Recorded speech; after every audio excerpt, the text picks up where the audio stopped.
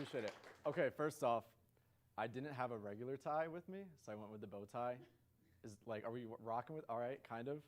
Okay, appreciate it. Okay, so this is our startup. My team, amazing team, is right there. Grant, Austin, Ben, they were able to make it. It's called TDAY Sports. We call it Gen Z's ESPN. We have over 1 million followers. We make content about basketball, football, hockey, but that's where we are right now in 2024. We worked with some cool brands over the past 1.5 years, but this has been an 11.5-year story in the making. And honestly, I've never really told it in this much depth before to really like anyone except for like my family. So like what you guys are getting is the first time I've ever really told the story this much in depth. There's a lot of ups and downs. And yeah, so let's get into it. So January 2013, this is when I started. I made a channel called You're Fired, and that's why it's YF. It was crazy. I was 10 years old. I loved social media. I loved YouTube. I was watching it at like age 8, age 9, age 10. So I was like, you know what? I want to be a YouTuber. And so that's what I did. I started a channel.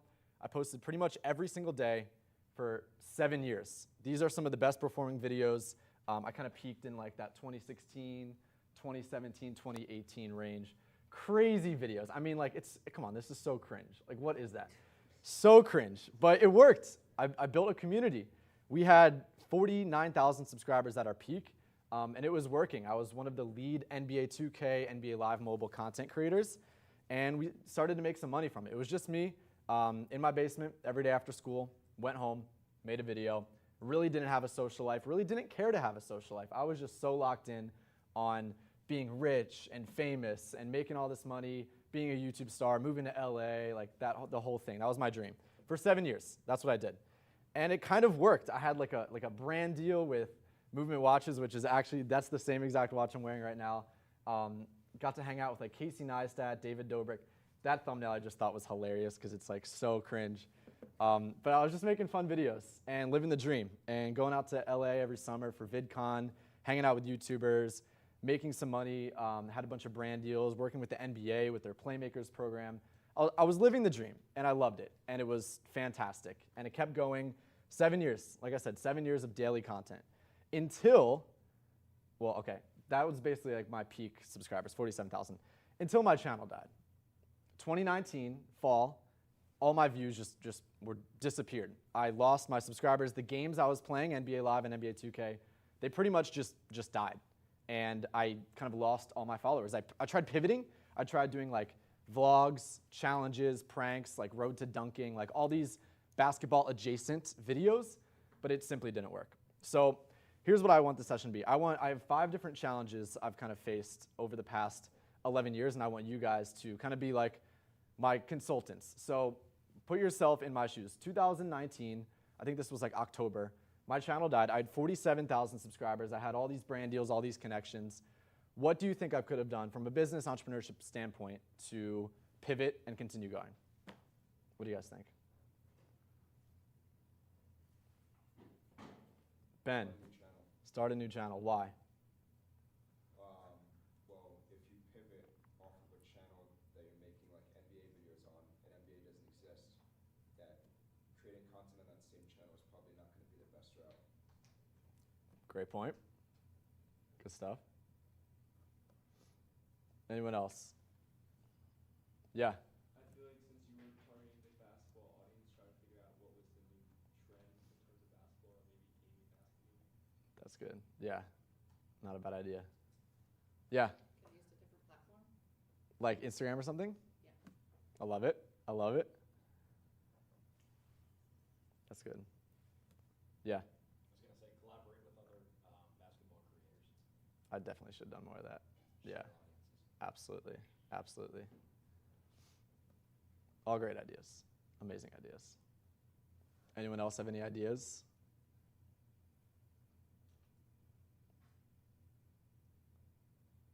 Okay, well, bottom line, all of those ideas were better than what I actually did. So what I did is I took 6 months off and did nothing.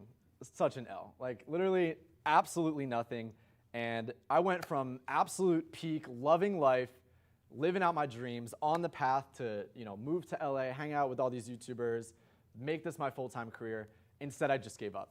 And man, was I upset. I was really sad. Like this was dream crushing. I worked 7 years every day. That was my whole life. And my entire identity was just in YouTube and making videos. And this is what happens. I just gave up.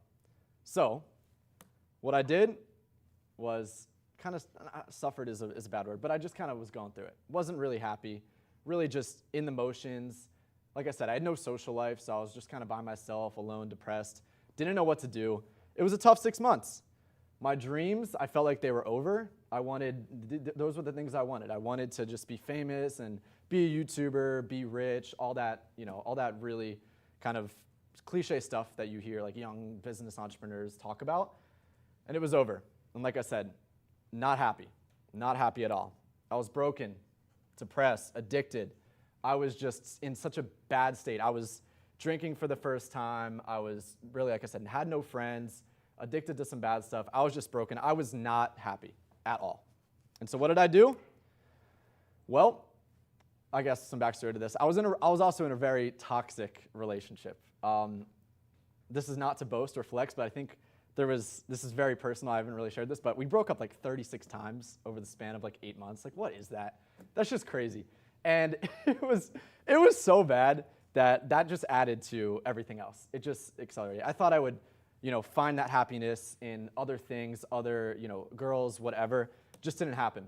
But thankfully, the one good part about that relationship is her family was pretty much, I'd say, I don't know, super, but they would go to church every Sunday. And when I was dating her, they were like, why don't you come? And I was like, church, what is that? That's cringe, weird.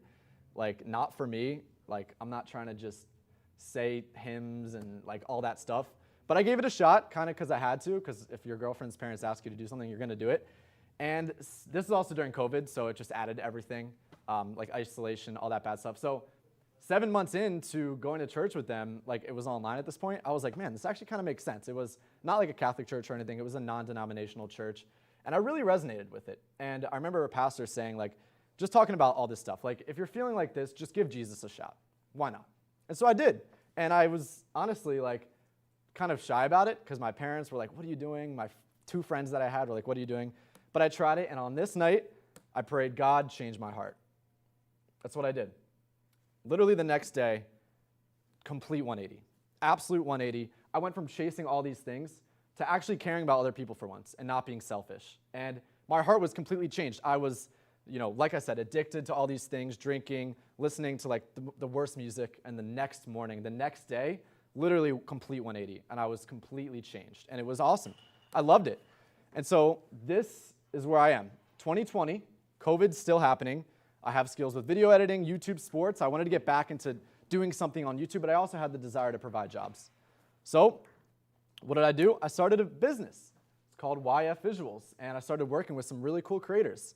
It was primarily a YouTube video editing-based business, and so that's what we did. We edited for MMG, Philly Pretzel Factory, Limitless, Mike Giroux. I had a great time.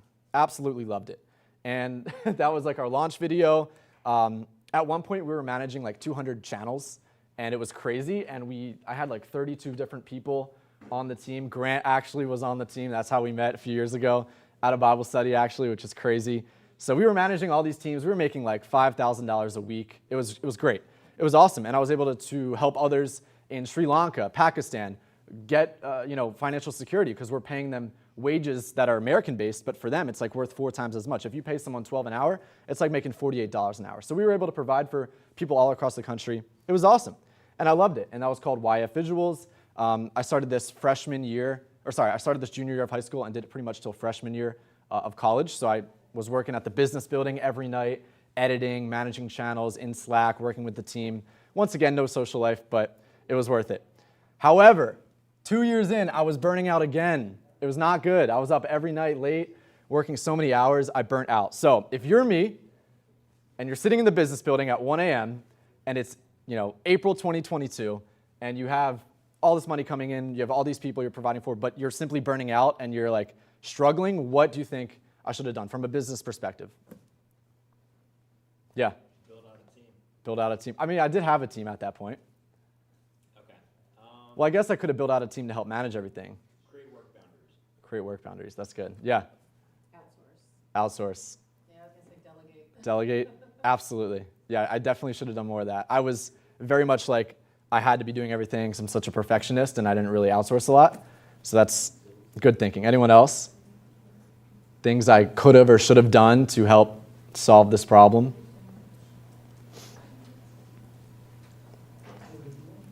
Yeah. What'd you do over the weekends? Worked. Take a day off. Okay. Not a bad idea. Not a bad idea. Anything else? All right. Once again, all those ideas were better than what I actually did.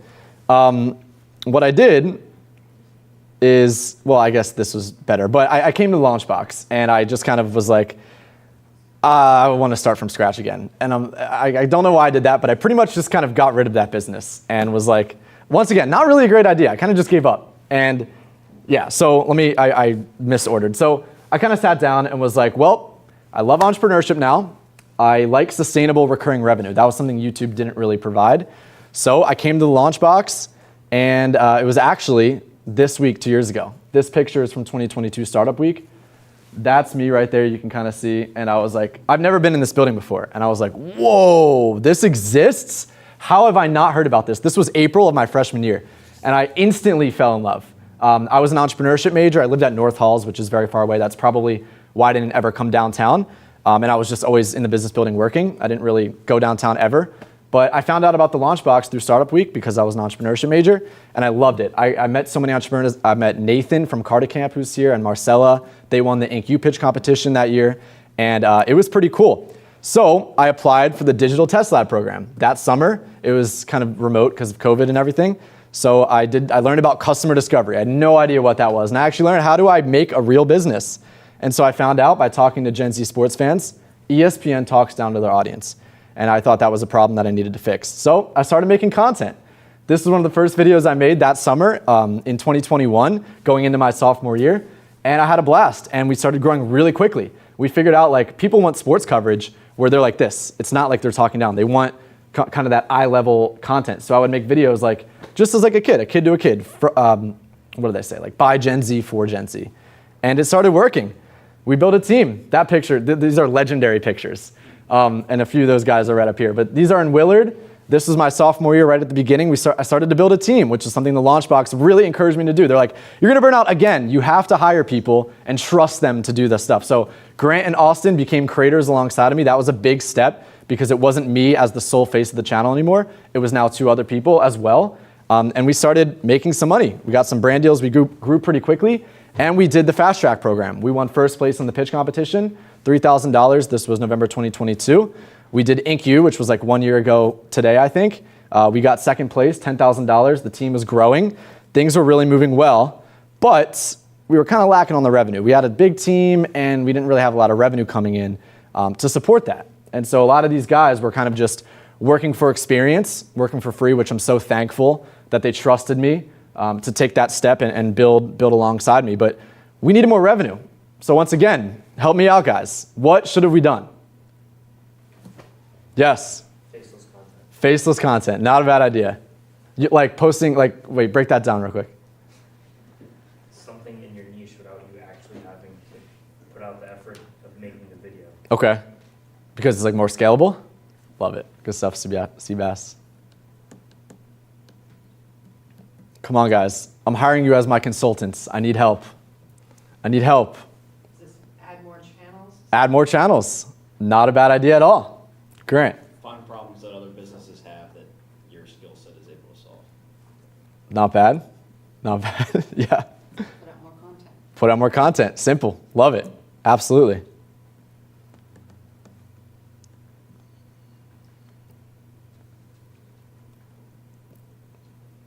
Yeah. Find partnerships. Yes. 100%. Yeah. Create an org that would bring students of similar interest to your business. Are you talking about reach? Absolutely. That's smart. Not why I created it, but that's definitely a good thought. Okay, you guys, this is when you guys all kind of entered my life. So you all kind of guessed it. But simply put, I kind of didn't make a great decision.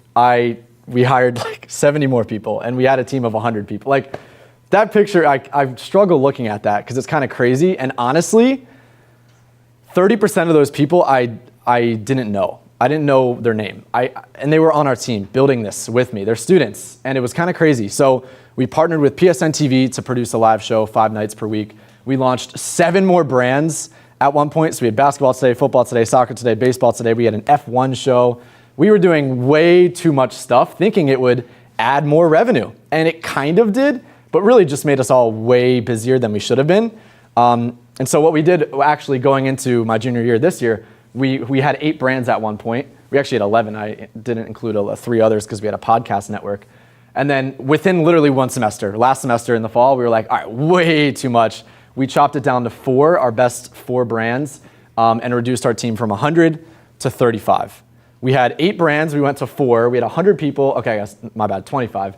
And we went from 11 client projects to 4 because we realized we were doing 11 different things, and some of them were like way out of our core competency. Like we were doing website design, like why were we doing that? We were just trying to pick up any revenue we could, and we were not focused at all. So we went down to 4 client projects that we actually believed in, that we were working on and actually succeeding at.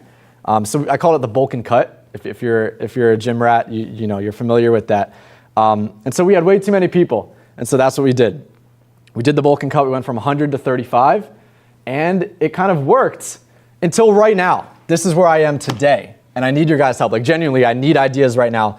This is my problem. We have 5 people on our team graduating in May, which means we need to be making a lot more money because we're gonna have people that are gonna be working with us on full-time salaries. And that payroll is a big, big responsibility to take. So this is where we're at. We have these 4 brands. We have 25 people on our team. 5 are becoming like adults into the workplace and are gonna be working with us on salaries. So what do you guys think I should do? Yeah. Get more brand deals. Get more brand deals. I love it. He's one of the people that's graduating. The great idea. Get more brand deals.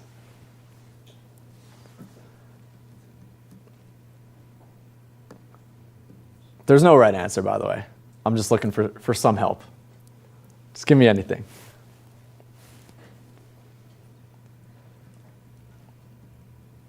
Yeah. Streamline dedicated students that are willing to work for free or for experience in the same space as you. So like instead of these 5 people you're saying? No, just have them as like proteges. Okay. Okay. To like set up for the future? Exactly. I like that. I like that. That's smart. That's smart. I don't know enough about it. Can you condense it all into one brand, or is it too big? Now you're thinking. That's actually pretty smart. We've kind of thought about that. And I mean, Ben creates for hockey today, which is our 2nd biggest brand. Austin creates for basketball today. So Ben, you would be out of a job. How do you feel about that? She said, but if I'm out of a job.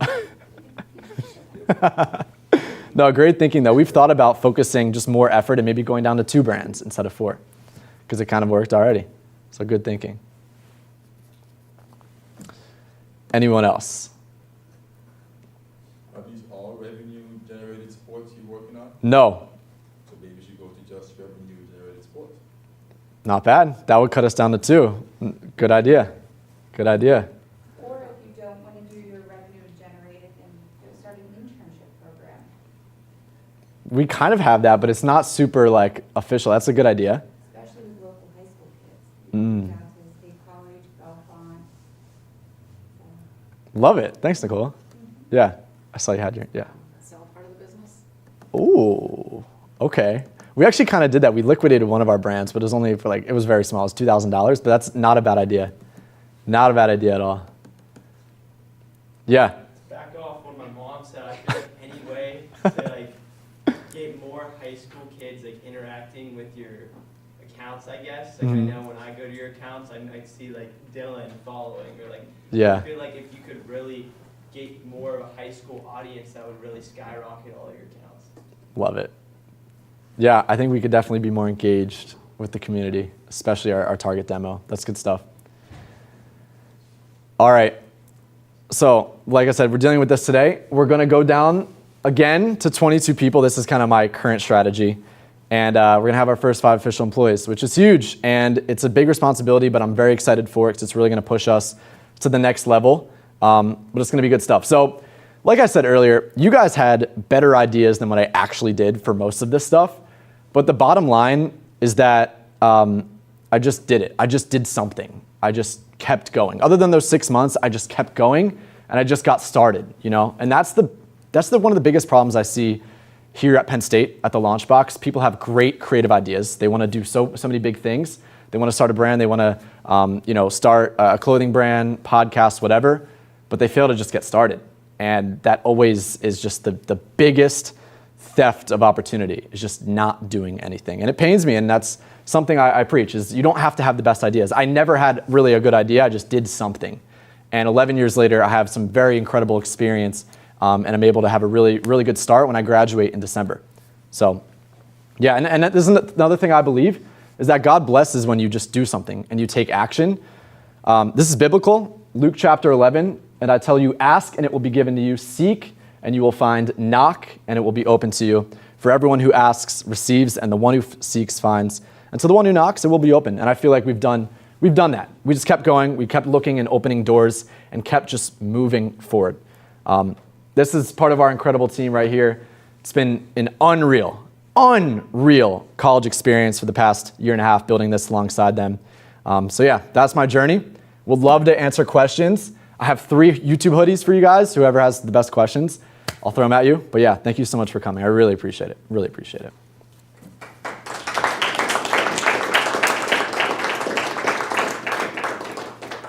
Yeah. So I always like to understand why you chose Penn State. Great question. So similar to my dreams, I really wanted to go to USC in LA. And I toured every time I went out there. I fell in love, but I got rejected. So I wanted to go to Drexel because they had the #1 entrepreneurship program there. They had the first ever college of entrepreneurship. My mom went there. It was 25 minutes from my house. So I was really dead set on Drexel. In fact, until like 20 minutes before the decision deadline on like April 30th or March 30th or whatever that is, my parents kind of forced me to come here. And I was like, I just kind of trusted them. And they just really sold it to me because they really wanted me to go here. So I listened to them. Very grateful I did. But I really honestly never wanted to come here. It's the truth. Yeah. Yeah.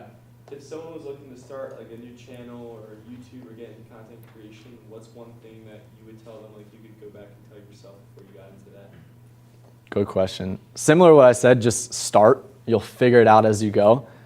Just post a video. It can be trash. You don't need to have the perfect title, perfect thumbnail, perfect script. Just go and do it.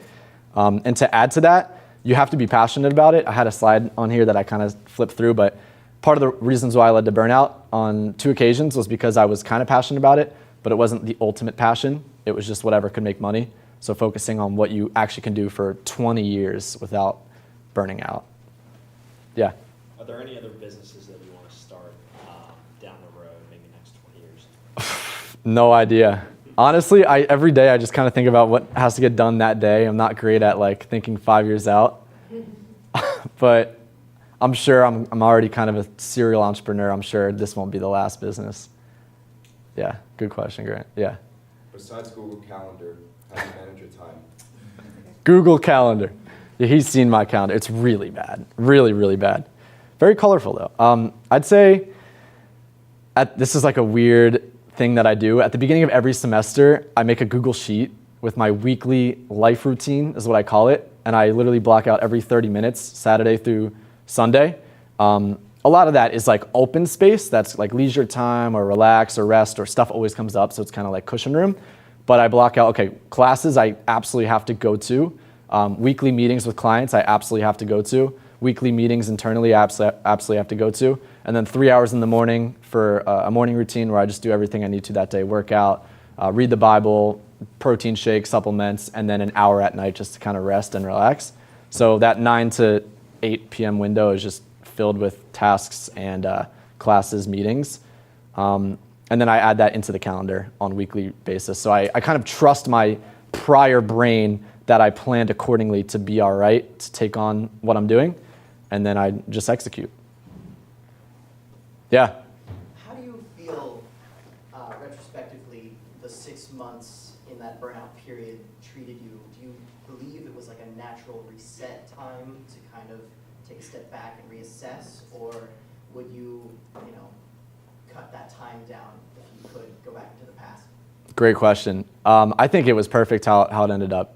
I'm so glad it was exactly that time, exactly what happened.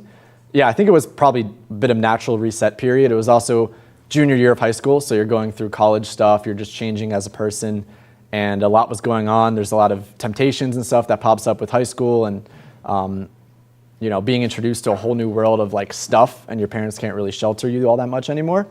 So I'm very glad how it worked out. I hope that answers your question. Cool. Yeah, Steve asked. Explain the importance of networking, especially in your industry. You know, if someone wants to put themselves out there, but you know, Yeah. maybe hesitant, what's the best piece of advice you can give them? Hot take, I hate the word networking. And I probably say it because it's kind of like the word people say, but I think of it more as like genuine relationship building is what will get you places. If you're just like Smeal does these networking days where you just kind of like shake hands and talk to people and get their business card and then nothing ever happens. Versus like you and me, we're genuinely friends. Some people might call it like we network to meet each other, but now we just like do life together. And you know, you support me, you're taking pictures right now. You know, I try and introduce you to other clients and stuff and just help each other. I think that's the purest form of like business networking, but I just like to think of it as like genuine friendship, genuine relationship building. Good question though. You can get a hoodie. Yeah. You shared that you were a perfectionist and you Yes. struggled to kind of delegate in the beginning. I feel like I'm the same way. How did you get to the point where you like trusted your team to take on your role, like your tasks as well? Yeah, I'm still not there yet. Okay. Still struggling. Austin can attest. Sometimes I'm, you know, too much like on him or whatever, but it's kind of been through the launch box. They told me you just got to trust them, and I trust them telling me that. So I just listened and, you know, gave others responsibility, and they've done an excellent job. Obviously, some haven't. So, you know, you have conversations with them. If they need to be fired, you fire them, unfortunately. But yeah, you just got, I just trusted the Launchbox advisors. Elizabeth Hay, she's awesome. She told me that, and it's worked out. Yeah, it's interesting because I see, like with Nathan with Carter Camp, Yeah. because I feel like he has the same thing where he has, that's my brother, Nathan. Oh, no way. Yeah. I feel like he does a lot for Carter Camp. Yeah. And sometimes I wish he like delegated more, I guess. Yeah, It's interesting to. that is interesting. Yeah. Well, he's killing it, so. Yeah, he suggested that I come here today. Oh, that's sweet. He was like, Where is he? So he's actually coming for this week. I think he's coming tonight. Okay, cool. So Cool. he's gonna be here for all the events. Amazing. Yeah. Good question. Yeah. What habits in high school would you say propelled you to be where you are now? Good question. I'd say I was very disciplined with getting home from school and making one video every day, no choices. And whenever I went on vacation, or one time I was on a cruise to Alaska with my grandparents and there was no Wi-Fi. So I like worked the whole week before and made 2 videos every day to schedule them out. So it was just no exceptions. You had to post a video. And that was probably my only really disciplined thing that I did. Yeah. Yeah. What's been your favorite brand to work with? Good question. Probably Gatorade. They've been awesome, and it's been our longest partnership too. So you know, it's a win for both sides. But they send us like thousands of bottles every day or every week that we just give out around campus. They send us some cool Lululemon merch, and yeah, we made some really creative like videos with it. Like one we did where I was standing on the hub lawn, or Old Main lawn with a sign, and had glasses on and didn't say a word, and the sign said, "Go buy a Fast Twitch, show it to me, and then pour this bucket, it's a huge bucket of Fast Twitch, on yourself for a whiteout ticket." And the kid that did it, we're still friends today, but it was like such a funny video, and one of the coolest pieces of content I've been able to make. So we have some cool stuff coming up with them, but yeah, they've been the best. Good question. Yeah. So you were talking about scheduling your posts and everything. Do you find that it is more important to just put content out in the world, or to really craft your content so that it's what you want to put out into the world? Great question. Probably the second one, Yeah. but it's kind of different for short form and long form. Short form, we just do like kind of the quantity over quality every day we post. Long form, we spend a lot of time thinking about. But great question. We haven't mastered it though at all. Just a happy balance, like anything. Yeah. So I have a 10-year-old daughter at home who also loves YouTube. No way. Would love to be a YouTube creator one day. So what would you say to that child, looking back on what your journey was starting at such a young age, and to the parents of those children who are so obsessed with YouTube? Great question. Really good question. I don't know. I mean, similar to what I said, you just post what you really like to post about and don't care about comments, views, likes, numbers, because you don't have any reason to. You have 13 more years of not really having to worry about, like having a lot of money come in, you know what I mean? Like you have all this time, so just be super risky. I mean, like I'm like talking to a 10-year-old like it's business, but like don't be risk averse, just be super risky with it. Like take big bets and take chances, do what you actually like. And then for the parents, yeah, my parents were very skeptical. This was also 2013 when this wasn't really a thing. So they kind of just trusted me because I was a good kid, I had good grades. They're like, as long as you continue getting A's, you can do this. I was using like my mom's iPad, so it was completely relying on them and them giving me that every day to do it for the first few years. But I simply told them, I showed them everything I was doing. They kind of understood it. They researched the crap out of it. Eventually we started going to those conferences, so they really felt validated. It was like, okay, you're actually doing something. But yeah, the first check we got in the mail from Google AdSense for like $4.32, that's so suspicious. Like why is a 12-year-old getting money from, that's weird. So I really had to like talk with them and be like, no, it's completely normal. Like here, I'll show you, this came from views, and they trusted me. So yeah, but good luck to her. Give her a hoodie, that's awesome, awesome. Yeah. What's your most successful platform, and then how do you manage the comments? Do you read through the comments? Or do you let them go? Well, based off of followers, it's TikTok. But one, TikTok's probably gonna get banned, and two, it's like there's no community there. YouTube is where there's a community, and I've always just loved YouTube. So YouTube's probably our most successful platform because getting subscribers is really, really a lot harder than getting followers on TikTok and Instagram. Second question, comments. Yeah, I used to get really upset with comments because I was like a teenager and people are really mean for some reason. I don't understand why, but now we don't care at all. I'm just too used to it. I ultimately know like they probably just need to like get their anger out on something or someone, so you just kind of go ahead with it, just ignore it, delete it. So you don't even bother responding to any of the comments? If it's a good comment, I'll respond. Yeah. I mean, Stan, how do you do it? If it's a negative comment, I normally respond in a positive light. Like I should, you're right, dude. Like, thanks. But I just have fun with Love it. Yeah, I just have fun with it. Like, you just spread positivity. Yeah. There's no worries. Like, you see a negative comment, like, oh, great, let's go, fire me up. Love it. Yeah. There's one way to look at it. But yeah, I try to respond to when I post a video, I try to respond the first hour. So it kind of incentivizes people to watch the video when it first releases. That way they feel that respect. And then they're like, oh, I gotta respond. So that way he texts me back or kind of thing. So. Yeah. The reason why he's answering that is because he's our lead creator, not me. He makes the kind of the most and best videos, so he knows all that good stuff. If you have any YouTube questions, ask him. He's the man. Yeah. So do you have like a plan forward, or are you building it to sell basically? Not building it to sell. We've had 3 acquisition offers, said no to all 3. We're more so looking to build something that can actually have a lasting impact, which is such a cliche statement. I'm cringing that I just said that. But it's true. We're figuring out what that looks like. We're very much still a new company. It's been a year and 5-6 months.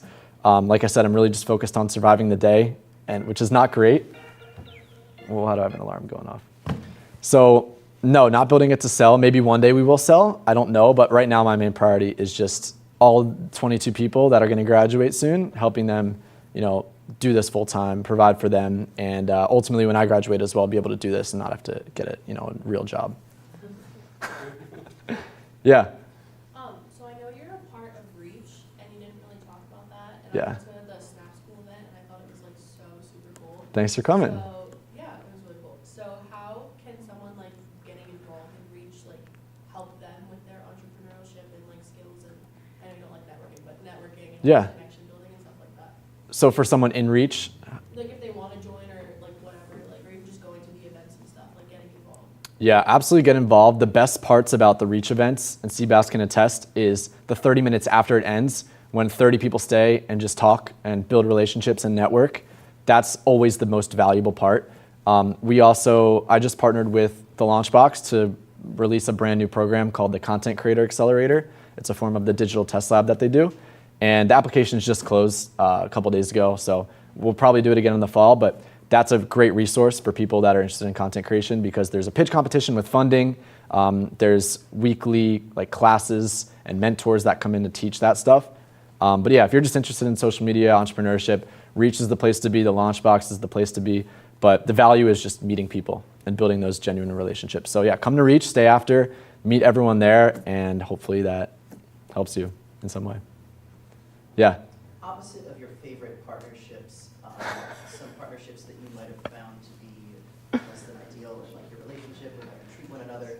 How have your guidelines kind of built over the years? What do you kind of look for when you're thinking someone's not a great partnership to build or to terminate a standing relationship?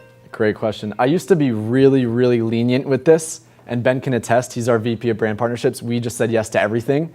So we actually have a deal that's been going on how many months? What are you talking about? Jerpa. Yeah, that's a long time. 8 months maybe, 6 to 8 months. Can someone guess how much money we're getting paid for 8 months of work? You're never gonna guess. Yeah. Close, $300 for 8 months of work.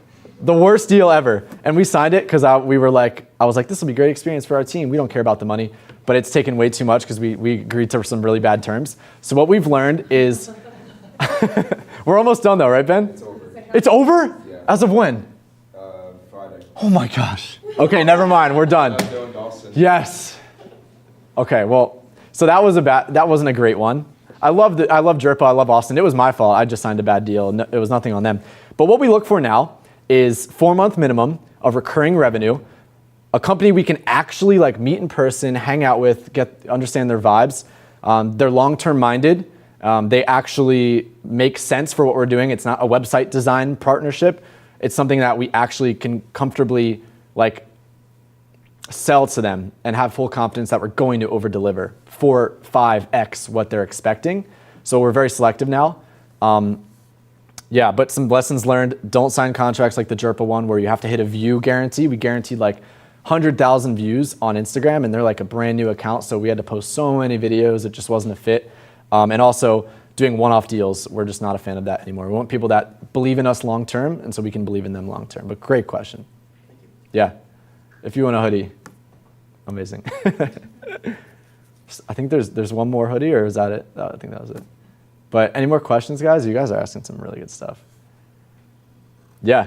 So you're talking about like each day you tackle one day at a time. Yep. You have all these companies, everything. Once you then also graduate, what's like the long-term goal? Like what do you hope to accomplish out of everything that you can look back on and be like, yeah, I did that? I don't know. I'm not good at like the long-term vision stuff, honestly. I'm good at just executing daily and seeing how that pivots. I mean, maybe Grant knows better than I do. I mean, that's work. He's the COO, so he does a lot of that stuff with me. But I think we always say building Gen Z's ESPN. There's a real gap in the market, and ESPN's really trying to adapt, but they're not doing a great job at it.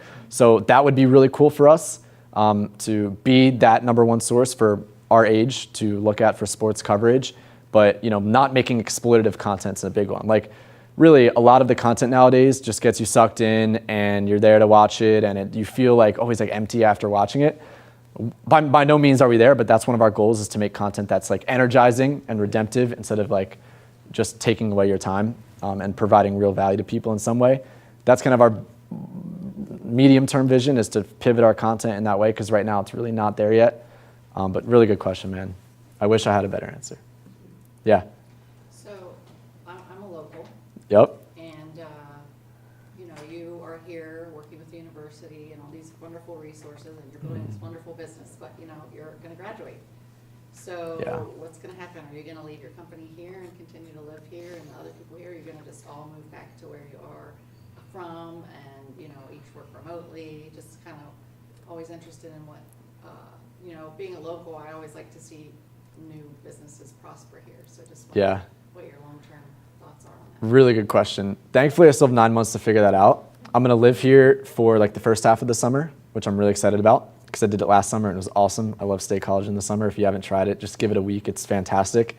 And then I'm going to move to LA for another 2 months, just build relationships, see how that is. I've been there a lot recently. I don't really like it, so I'm probably not going to end up moving there. But I think we are going to be a remote company. I mean, the whole team, we all live in every corner of the country. And I don't think I want to ask everyone to move to one city. I don't feel great about doing that because I want them, be close to family, and so do I. So I don't know yet.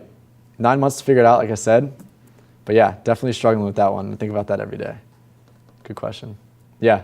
So kind of a fun question maybe. Okay. If you wouldn't have dabbled in YouTube way back in the day, and taken this kind of career path, where do you think you would have been after graduating? What kind of career would you have sought after? I don't know. That's scary to think about, kind of. I guess like I always really liked math and sports, so something with that, like data for sports, which is like very boring to some, but I think I would have liked that.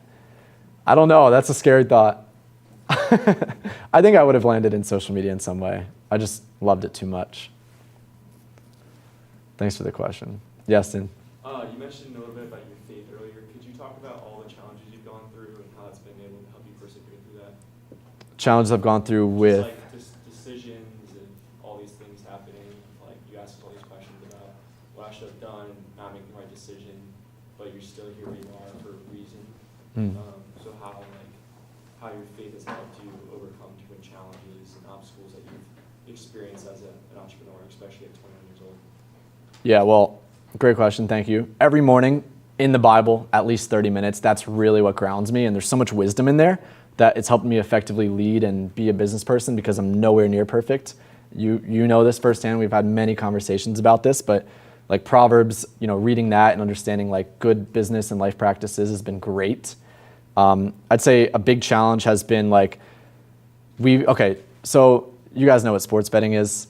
We've been approached by every sports betting company in the world to do a deal with them. Like you name it, and yes, we've had an offer with them, and it's always would be the number one biggest deal we've ever done. Like lots of money, way more than the Gatorade deal. And I've really wanted to I've always been like, well, it'll help me provide for more people, like, because it's a lot of money. But ultimately, that was a big thing where I was one time kind of close to like hopping on a call with them, learning about it, and like looking at offers to negotiate. But I felt really bad about it. And I knew it was God being like, nah, don't do this. And I was like, whenever I would read the Bible, I would think about that and feel really guilty that I wanted to do that because I know how sports betting ruins families, it ruins lives. It's very exploitative. You lose lots of money. So we've said no to all of them, as you know. And I think that was God directing me there because I might have said yes because one, it was a lot of money, and two, it would have helped us build out our team and continue to grow. We do have one offer from a sports betting company right now that's like trying to do good with it. So we're actually exploring that, but I'm still making sure, God's all right with it. And that's the direction he wants. Because ultimately he's my CEO. I have to follow him because, he's got me here. So I'd be stupid not to. But great question, man. I saw a hand. No? Ben, you have one? Yeah. Going off of that, how much does money fuel you? It used to a lot, not anymore. It's just as long as everyone on our team is going to get their paycheck every week, every month, all the contractors. Obviously for myself, yes, I need to be able to survive off this one day and provide for a family, so that's definitely my only money worry, but I really don't care about it. You know this, like it's not a worry. And I think that's also helped our business because we're able to be generous to our team members. Thanks for the question, Ben. That was awesome. Yeah. On that note, can you talk to us about your financial success? I'm Yeah. not familiar with the numbers, so Absolutely. I'm curious to know if you're, where you feel like you're at. Yeah, okay. So we're at a point right now where we've signed a lot of monthly recurring revenue contracts. So we have a baseline every month, which is fantastic. It's in the 5-figure range, and our expenses are probably, I don't even know, like probably also in that range. I'm not super good with the financial stuff. I definitely need to be more on top of that. We have someone with finance that helps a lot. I'm more so just worried about each project. Is it going to make profit, yes or no? And if so, I don't really need to worry because we're going to be good. Our overhead is very light. That's something the Launchbox taught me is to have a really, really, really low overhead. So we pay for like Slack. No, we don't pay for Slack. We pay for Loom, and one other subscription, and then that's pretty much it. And then we have an operations team that we pay every month to help just get stuff done. We have editors, content creators. They're all paid based off a project. So each project, I know that labor is going to take up like 70, 80% of it, and the other percent is going to be more than enough for overhead that we can save for cash in case we have a couple bad months. So we stay lean, very low overhead. We have a team of probably 18 people that are being paid every 2 weeks that are contracted. Like I said, the first 5 employees are going to move from contracted to employees. and they'll probably be at kind of like that starting salary range for 5 people, so you can, do the math on that. But yeah, we're kind of a little slow right now with revenue growth, not where I want to be, because I want to continue being able to, hire all these people when they graduate, but it's great. I can't complain. It works out for where we are. So if you were like on Shark Tank and they said like value your company, like where would you be? Do you know that number? Like Yes, we've gotten a couple offers. I'd say it's in the 7-figure range. But like I said, I'm not planning on selling. But yeah, good question. I don't even know if I would make it on Shark Tank because I feel like we're not like a Shark Tank company. That's been a dream. It's cool to think about. Thanks. Good question. Matt, how are we on time? You have 8 minutes. 8 minutes. Does anyone have any 8 minutes worth of questions? Okay. Fun question. I'm ready. If you get on Shark Tank, who would you take with you? Cuban. He owns an NBA. Wait, no, he just sold an NBA team. Yeah, sold an NBA team, but he has by far the most in the sports and entertainment. What? Like it's a Pittsburgh guy. He's Pittsburgh? Pretty sure. Really? So, yeah. Don't tell him I didn't know that, in case I get an offer.